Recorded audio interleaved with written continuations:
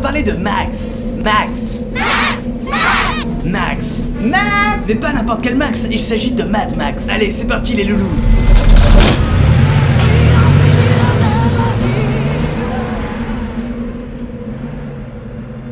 George Miller. La saga Mad Max est indissociable de George Miller. C'est lui qui a écrit et réalisé l'intégralité des films de la franchise, le dernier qui sort en ce mois de mai y compris, alors qu'il n'y avait pas eu de Mad Max depuis 30 ans maintenant. Le tout premier opus est quant à lui sorti en 1979.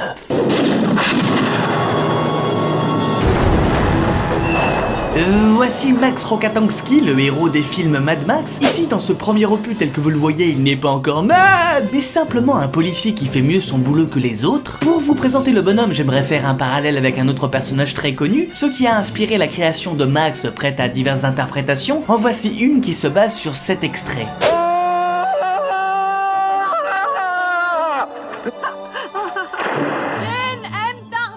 Tarzan, dans le livre originel d'Edgar Rice Burroughs, publié en 1914, est dépeint comme un être beau, athlétique. C'est un homme courageux, intelligent, profondément amoureux de Jane, fidèle. Il agit toujours avec éthique, sauf ce fameux jour où il oubliera toutes ses valeurs pour assassiner violemment le meurtrier de Kala, sa mère adoptive. Cette description colle parfaitement au profil de Max. Jusqu'ici, il avait réussi à rester sain d'esprit malgré la violence qui l'entoure. Il n'a même pas cherché à venger son meilleur ami brûlé vif par un gang et a préféré prendre congé pour mettre de l'ordre dans sa tête et ne pas devenir comme ceux qu'il combat. Du moins, ça c'était avant ce triste événement.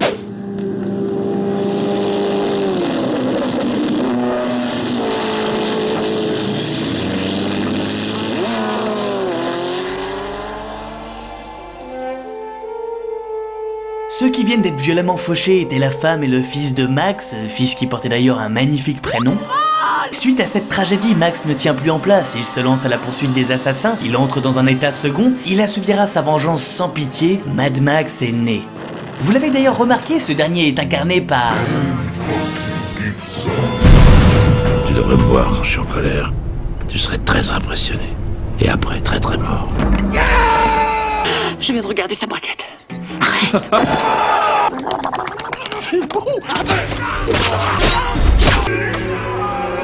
Tue-moi, vas-y, tue-moi. Et ce n'était pas dit qu'à l'époque Mel obtiendrait le rôle, il était alors complètement inconnu, et le jour où il s'était présenté au casting, il avait cette gueule.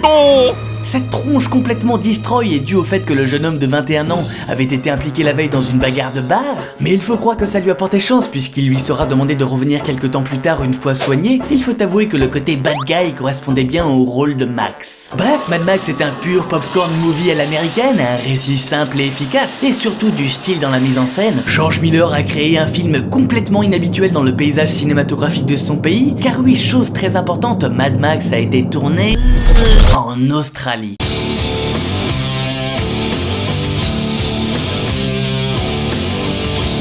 En Australie, le cinéma qui y était produit à l'époque était réputé comme sérieux, comportant une majorité de drames abordant des sujets graves. Avec Mad Max, Miller marchait clairement sur les plates-bandes d'Hollywood. En même temps, il baignait dans cette culture depuis tout jeune, que ce soit au niveau cinoche ou même comic books. Mais malgré cette forte influence américaine, cela n'empêche pas Mad Max d'être un film avec une forte personnalité australienne, ne serait-ce déjà que par ses célèbres paysages et autoroutes sans fin, qui donnent au film son ambiance post-apocalyptique. Quoi de mieux que l'Australie pour ce genre d'ambiance, car ce pays compte à peine 23 millions d'habitants, il suffit de comparer à la France et ses 65 millions d'habitants pour comprendre qu'il y a de la place pour s'étaler. Cela a également en partie engendré une autre culture très en vogue à l'époque en Australie, celle des bagnoles. Comparable à la culture du flingue aux États-Unis, elle a une place très importante dans Mad Max. Le film transpire l'amour du vroom vroom. Quand c'est qu'on va faire un tour? La voiture de Max, l'Interceptor, est limite un personnage à part entière. Les plans qui la mettent en valeur sont souvent magnifiques.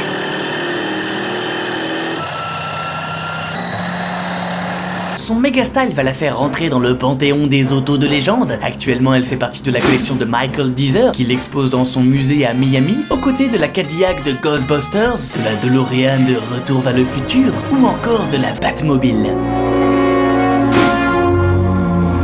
Bref, lorsque Mad Max sort au cinéma, il n'est pas juste un succès, il est un phénomène. Il engrange près de 100 millions de dollars, ce qui est colossal lorsque l'on sait qu'il a été réalisé avec un budget de film indépendant avoisinant les 400 000 dollars australiens, budget qu'à l'époque une franchise comme James Bond engloutissait rien que dans sa campagne de pub. En fait, Mad Max détiendra le record du ratio budget-bénéfice pendant 20 ans, jusqu'à ce qu'il soit détrôné par le projet Blair Witch. Ce fut donc une énorme surprise, Miller n'aurait jamais pu prévoir que ce film fabriqué avec sa bite et son couteau aurait un tel retentissement. Lui à la base, 7 ans plus tôt, il était parti pour travailler dans la médecine.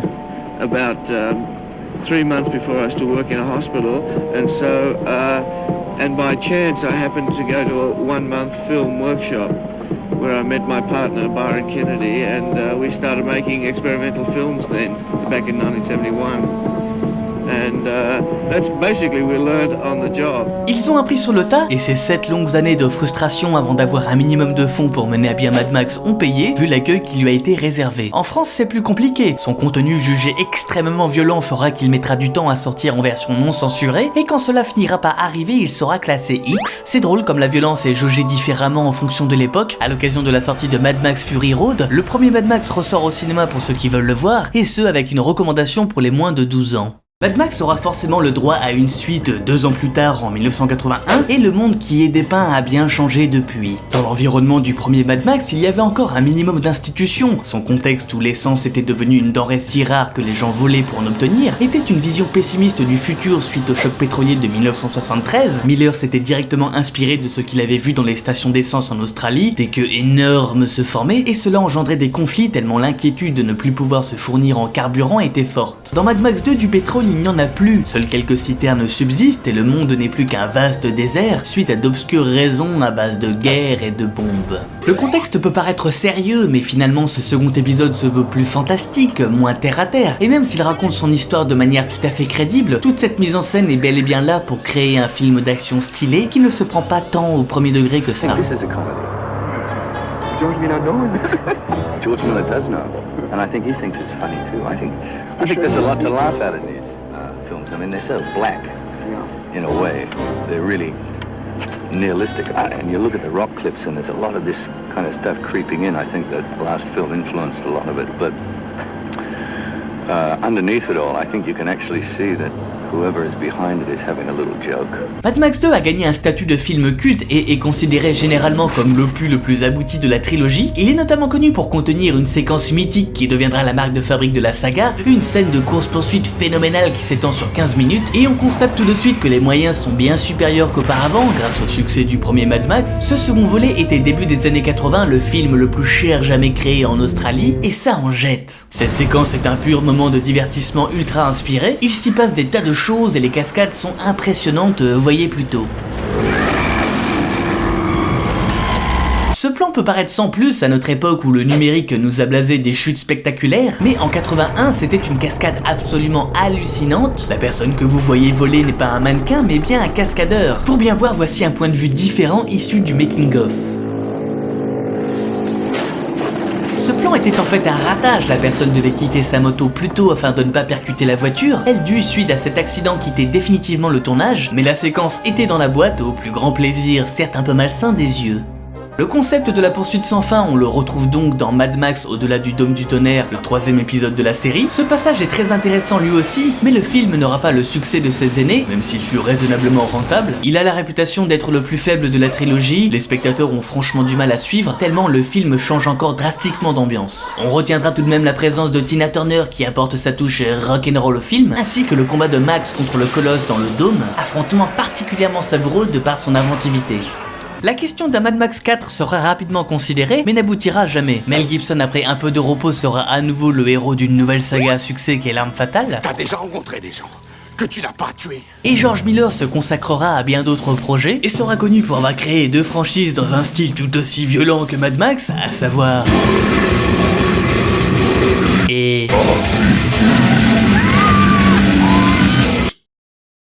Mad Max est donc mis de côté et c'est début des années 2010 que les choses ont eu l'air de se concrétiser sérieusement. And he's making another Mad Max, is that right? Yes, he is. Yeah. What can you tell us about that you know?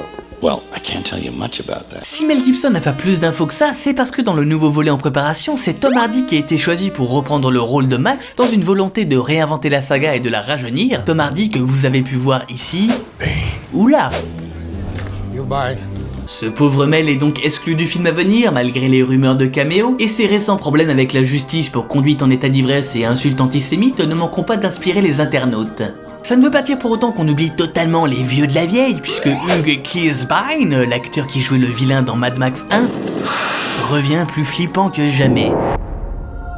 Mad Max Fury Road devait être tourné en Australie, mais après une météo compliquée qui changea le plan de Miller, c'est finalement dans le désert de la Namibie que cela s'est fait, pays aussi peu dense démographiquement que l'Australie, et cela donne a priori des images magnifiques. On peut décemment croire qu'il y aura suffisamment d'engouement autour du film pour qu'une nouvelle ère s'ouvre pour Max.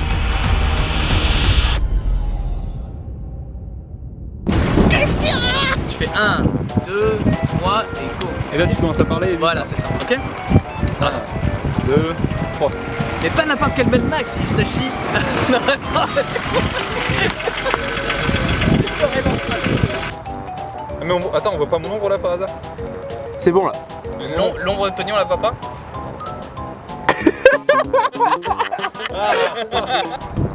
Salut, aujourd'hui on va parler de Max.